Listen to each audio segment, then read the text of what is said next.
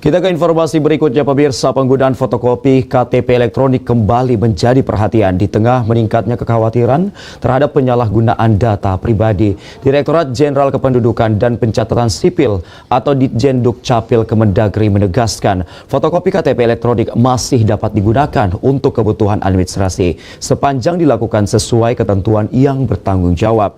Meski diperbolehkan, lembaga yang membutuhkan data pribadi didorong untuk mulai menerapkan sistem digital dalam membaca data KTP elektronik.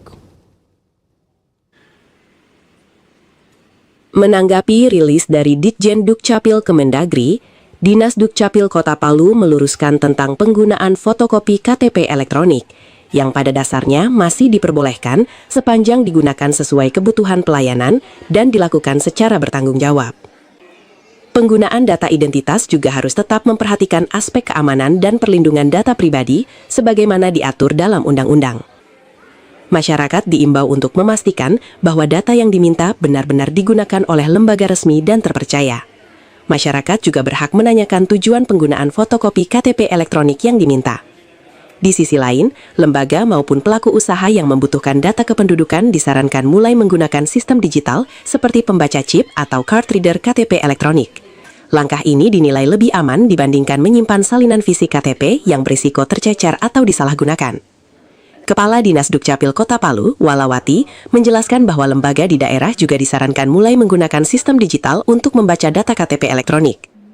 Pengajuan akses data dilakukan melalui Dukcapil daerah dan diteruskan ke Ditjen Dukcapil Kemendagri. Langkah tersebut dilakukan untuk memastikan keamanan data pribadi masyarakat sekaligus mencegah terjadinya penyalahgunaan data oleh pihak yang tidak bertanggung jawab.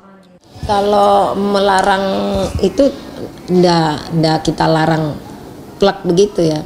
Jadi sejauh ini pemerintah hanya menghimbau kepada pengguna, lembaga pengguna nih gitu, sebaiknya melengkapi karena ada nanti terkena undang-undang perlindungan data kan.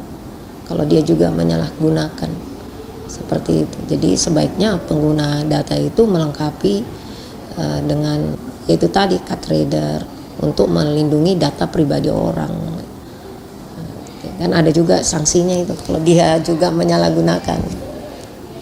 Ya, seperti itu. Jadi kita yang punya data juga harus berhati-hati dan lembaga pengguna juga kalau dia tidak mau terkena undang-undang perlindungan data, orang bisa tuntut, ya tentunya dia menggunakan juga keamanan data pribadi orang.